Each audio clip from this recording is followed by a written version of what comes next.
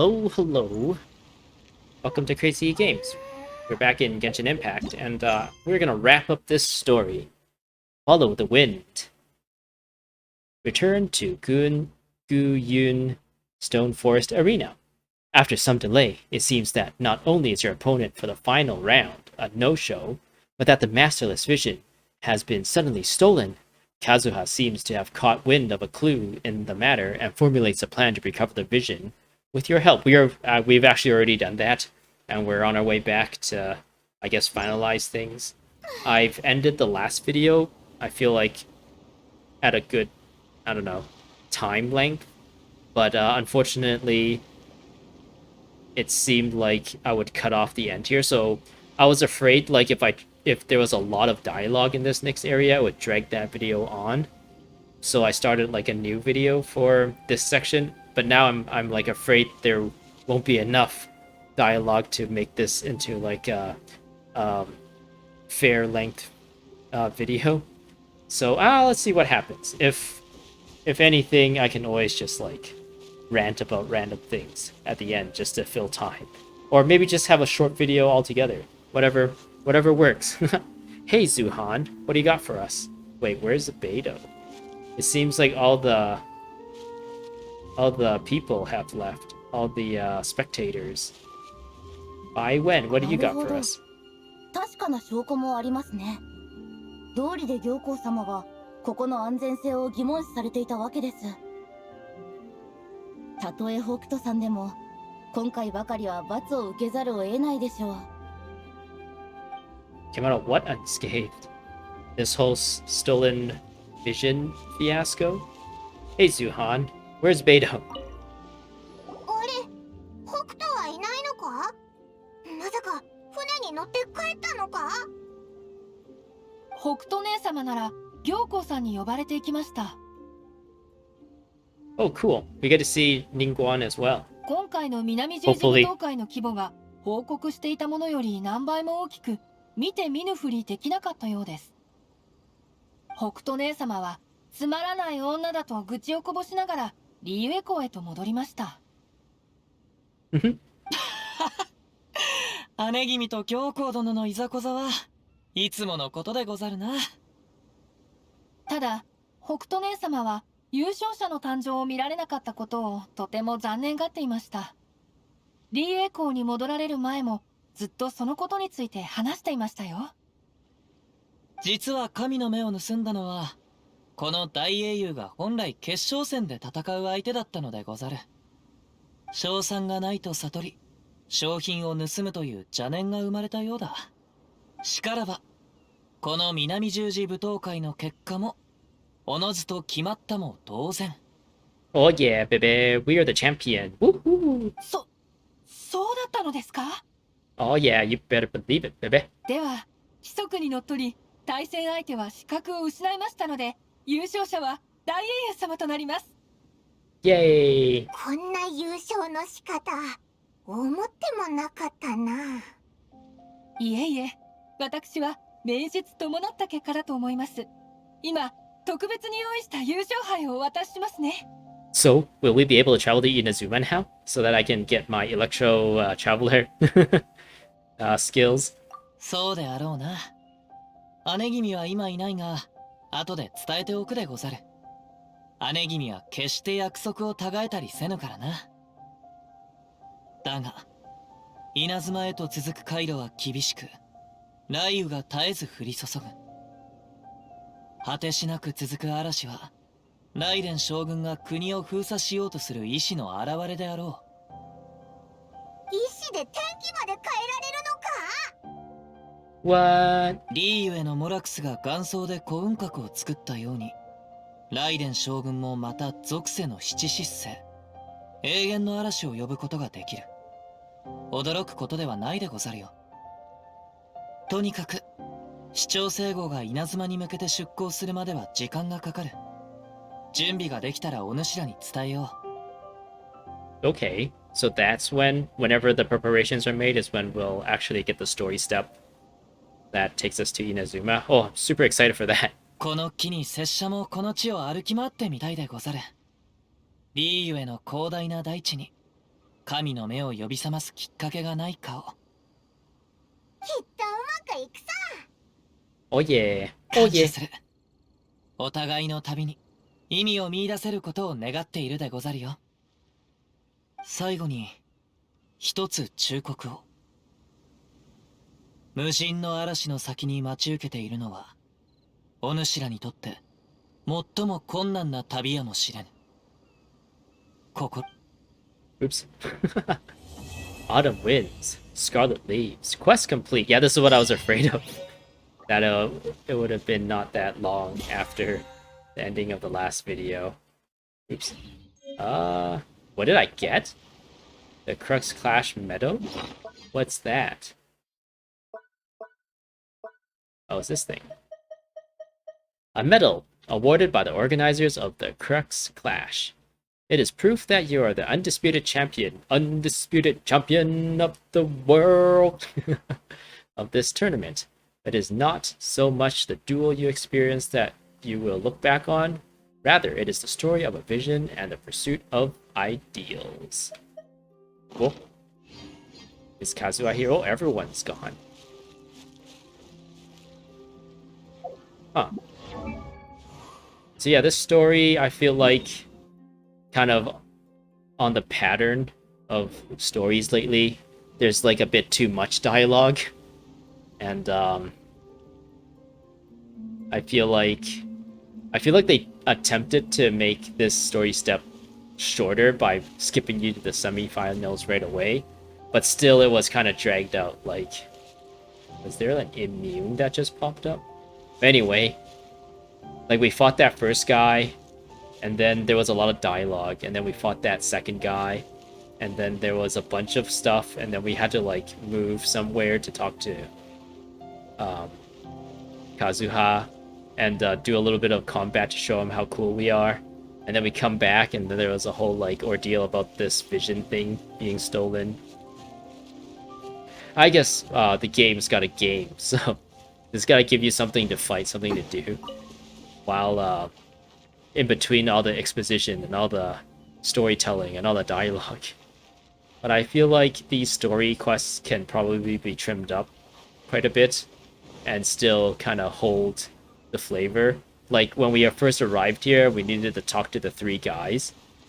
We only ended up fighting one of the three guys, and the other two just kind of didn't really amount to anything. Just gave us a little bit of a look into the competition, I guess. But you can talk to two guys and get an idea, or maybe just even one guy to tell you, kind of exposit to you how he feels about everyone here, and like tell you, oh, this guy, he's from blah blah blah blah, and just give you quick summaries. That would do the same thing. But no, we had to talk to this group of people, talk to that group of people, talk to this person, and then talk to the tournament person, and everyone's like, oh, it's the traveler, she's so amazing. But yeah, I feel like lately the story quests have been getting more and more dialogue heavy, which I feel like is not always a good thing. And I feel like the story can be a bit more streamlined. And I feel like the biggest thing really is that Lumine don't have any voice lines, and that it's very jarring.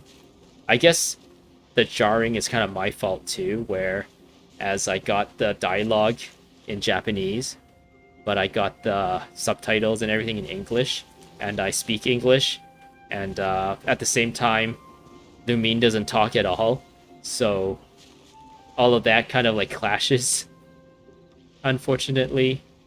And unfortunately, I would much rather play the game in Japanese than any other language. So that's something I'm gonna stick with.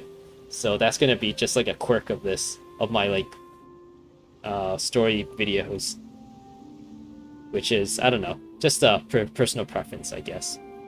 But yeah, this story introduced Beidou to us, which I originally thought she was like a stoic, badass person. But then when you talk to her, she's like this super friendly and energetic person, really upbeat person.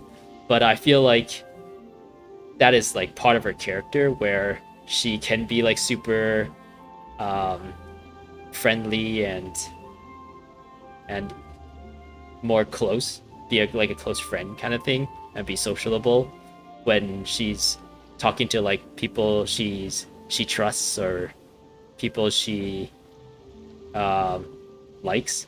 Whereas she is a captain, so she can just switch on the stoic leader captain demeanor when she needs to. Like when she was announcing the fights, she switches to like this very stern, like a commanding kind of voice, which is kind of cool. Like you don't really get to see that a lot in video games all that often. You mostly see like most characters are one note, and they might have a dynamic change in their character as the story goes on. But to see Beidou have this like duality in her personality was pretty interesting.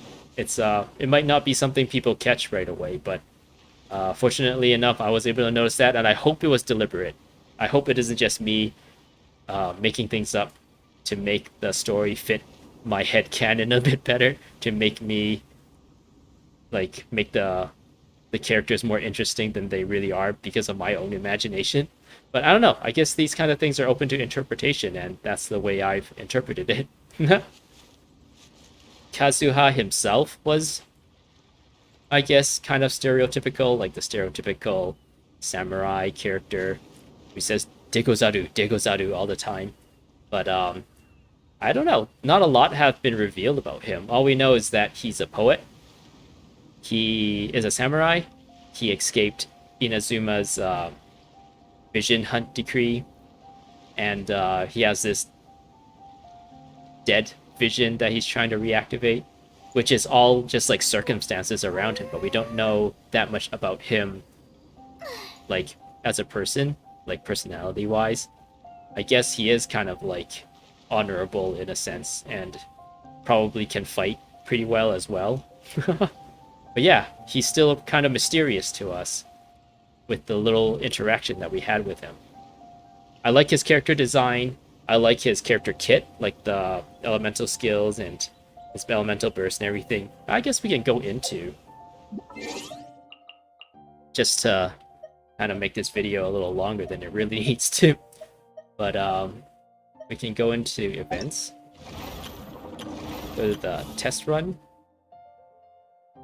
And try.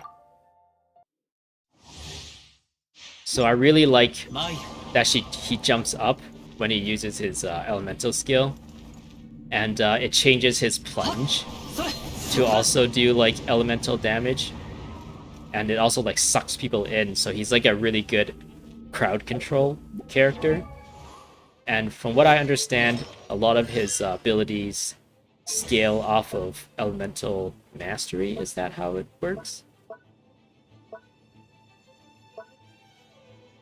Can be used in mid-air. So if I jump and then do this, he does like a double jump, and I think that's so cool. I love it when there's double jump in video games. It's just so fun. It's just like such a video game thing. Like you don't expect to be able to do this in real life, to be able to double jump, but it's so fun when you can do it in video games. I don't think you can hold, so you can also hold down for like a higher jump and a bigger effect, but I don't think you can do that while you're in midair, right? Let me try. Nope, you can't hold it, you can only tap it.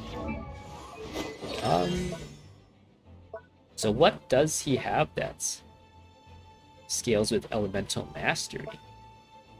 If Chihayaburu comes into contact when cast, absorb the element. Okay, that's meh. That's like every single Anemo character absorbs element pretty much, so that's like nothing interesting, but maybe he does it better. Teammates 0.04 elemental damage bonus to their corresponding element for every point of elemental mastery he has. So I guess this is why you want to increase elemental mastery for him then. That doesn't seem like a good percentage, 0.04 elemental damage. So if he had 100 elemental damage points, it will only be 4 elemental damage. Oh, but it stacks, I guess. There's no, like, max limit on it either, it doesn't seem like. Upon triggering a swirl reaction, Keidehara Kazuha will grant teammates 0.04 elemental damage bonus to their corresponding element for every point of elemental mastery he has for 8 seconds. Bonuses for different elements obtained through this method can coexist. So for every swirl, it stacks, I'm assuming, so like that's why that value is so small. But yeah, they seem to have... I can't view his actual... They seem to have, like, juiced his elemental mastery for this test run demo. So, like, he has 748 elemental mastery. I think the most elemental mastery I've built in a character is, like, around 300. And at the time, I thought that was pretty amazing. I built the elemental mastery Sucrose once, but I haven't been using her all that often because I've maxed out her companion friendship points. I really like how, like, his attacks kind of flow into each other really well. This is also the reason why I like to use Kaching right now. Is that her attacks are so fast, it feels so impactful, even like the animation and the sound effects feel so impactful. Which is the same thing with Kazuha here. Even though maybe the numbers aren't, but I don't know. I like how impactful his attacks feel. So yeah. So you can come here, suck everyone together, plunge, and then do your attacks, and then your ult. He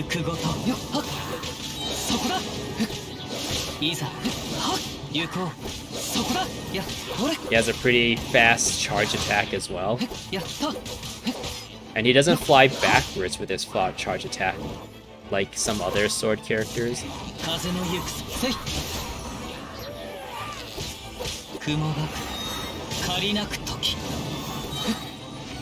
Cool.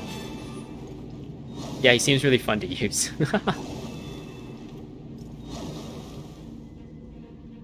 Wait, how do I leave? I don't want to start. Confirm. So yeah, I'm really looking forward to whenever... I feel like there's going to be more like events and stuff before we actually get to Inazuma. If Inazuma comes out with the 1.7 patch, that's still, I feel like, quite a time away. As of the recording, of course. I'm pretty sure by the time I release this video on YouTube, release it on my channel, the 1.7 patch will probably be out, because currently I'm still editing through the Zhongli versus what his name is, like story quest line. Does it say here? Beneath the dragon queller, Azdaha. So yeah, I'm editing through that and currently posting that on my channel. I don't think I'll ever catch up with the story on my channel. I was kind of hopeful for a bit, but it seems like MiHoYo is hard at work and the release cadence is like frequent enough that I don't seem to ever catch up story-wise, even though they do also like release all of these like events in between as well. Wait, I don't think I've read this. Though you have returned from the darkness of the cave into the light, the pain of parting remains in your heart. What are the gods' motives? Where did your sibling go? Where may the truth of this world be found? Whatever the case may be, you are resolved to continue onward to reach the end of your journey. Chapter 2. Prologue has started. So this is the prologue for Chapter 2. So I guess the next chapter, Chapter 3, would be the start of the Inazuma stuff. Because this is, Chapter 2 was... I don't remember. Chapter 1 was the Li Yue and the Osile and Child fights. And the Jade Chambers and everything. Prologue was like the Mondstadt and Dvalin stuff. Chapter 2 was this. This is Chapter 2, Act 2, right?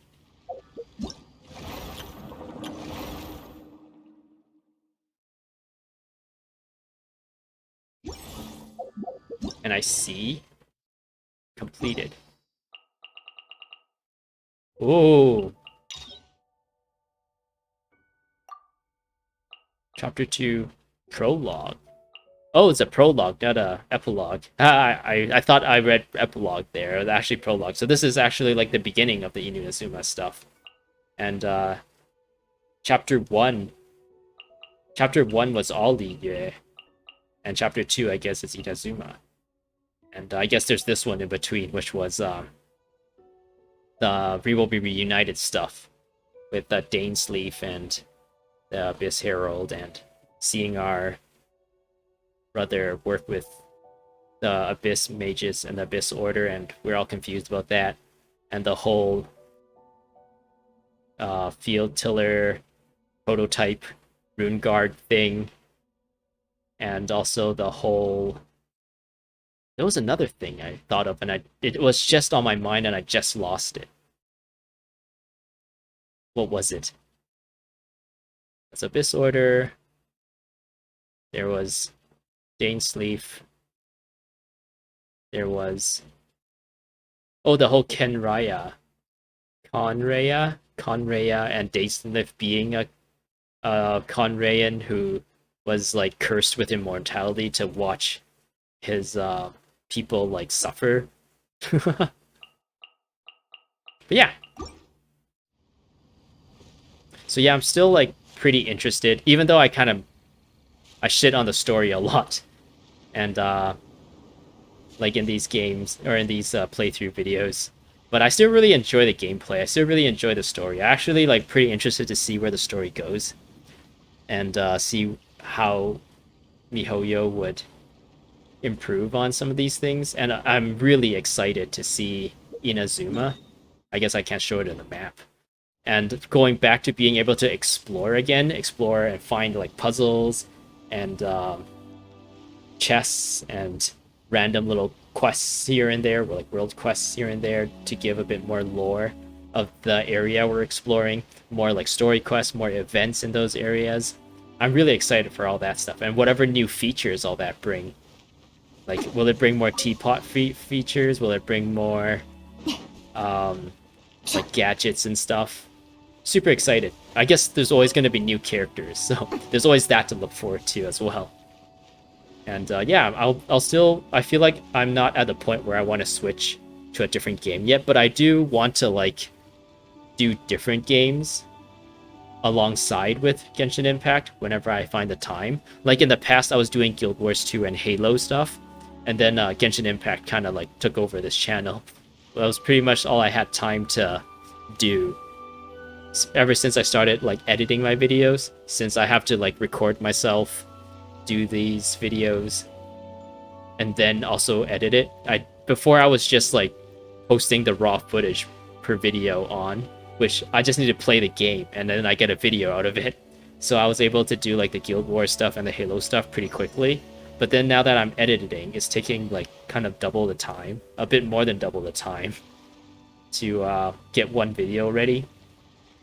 So hopefully I can streamline things and be able to work on other games. I want to like play other shorter games. Like I was thinking of doing Nier Automata and maybe eventually doing the recently released Nier Reincarnate or something.